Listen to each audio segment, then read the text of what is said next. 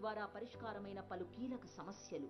9 నెలలుగా తన బిడ్డ ఆచూకీ దొరకలేదని ఒక తల్లి పవన్ కళ్యాణ్ గారి దృష్టికి సమస్యను తీసుకువస్తే జనవాణి ద్వారా పోలీసు యంత్రాంగం దృష్టికి స్వయంగా తీసుకెళ్లడంతో కేవలం 9 రోజుల్లోనే ఆ మైనర్ బాలికను కనిపెట్టడం జరిగింది.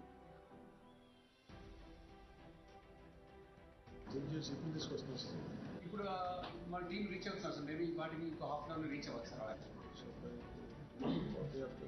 రేపు వచ్చేస్తారు సార్. రేపు మార్నింగ్ బై నా ఉద్దేశం 11 లోపు 12 లోపు వచ్చేస్తారు సార్. అక్కడ లోకల్ పోలీసులు హెల్ప్ చేశారు సార్. మన సైబర్ క్రైమ్ టీం కానీ మన లా అండ్ ఆర్డర్ టీం కానీ చాలా హెల్ప్ చేశారు సార్. బాగా అటెండ్ చేశారు సార్. పూర్తిగా ఈ వారం రేపు టీం మీదకి వస్తున్నారు సార్.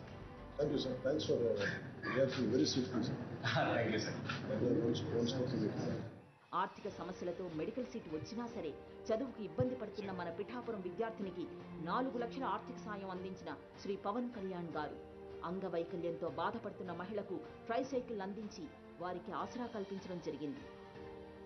గుంటూరు జిల్లా ప్రత్తిపాడు నియోజకవర్గం కొప్పర్రు గ్రామానికి బస్ సదుపాయం లేక ఇబ్బందులు పడుతుంటే ఆర్టీసీ వారితో సంప్రదింపులు జరిపి ఊరికి బస్ సౌకర్యం కల్పించారు. మెడికల్ ఉద్యోగులు జీతాలు రాక ఇబ్బందులు పడుతున్న విషయాన్ని తెలుసుకొని 3 రోజుల్లోనే వారికి పెండింగ్ జీతాలు విడుదల చేయించారు. మాకందరికీ ఉన్న నమ్మకం ఏంటంటే కేవలం డిప్యూటీ సీఎం సార్ మాత్రమే ఇది చేయగలరని, సార్ ఒక్కరే ఇది చేయగలరని నమ్మకంతో మేము ఇంత ఈ పార్టీ ఆఫీస్ దగ్గర మొండిగా కూర్చున్నట్టు చేశాం సార్. మీరు చేసిన సాయానికి మాత్రం నా కుటుంబం తరఫున, ఇక్కడ ఉన్న మా అందరి తరఫున మీకు ధన్యవాదాలు తెలియజేసుకుంటున్నాను sir. Thank you sir. Thank you deputy CM గారు.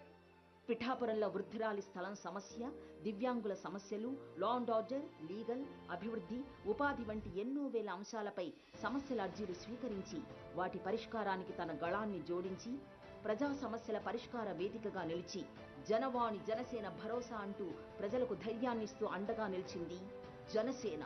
జై జనసేన, జై జై జనసేన. జనసేన మీ సేన, సామాన్యుల సేన, మన భారతదేశపు సేన. Thank you so much.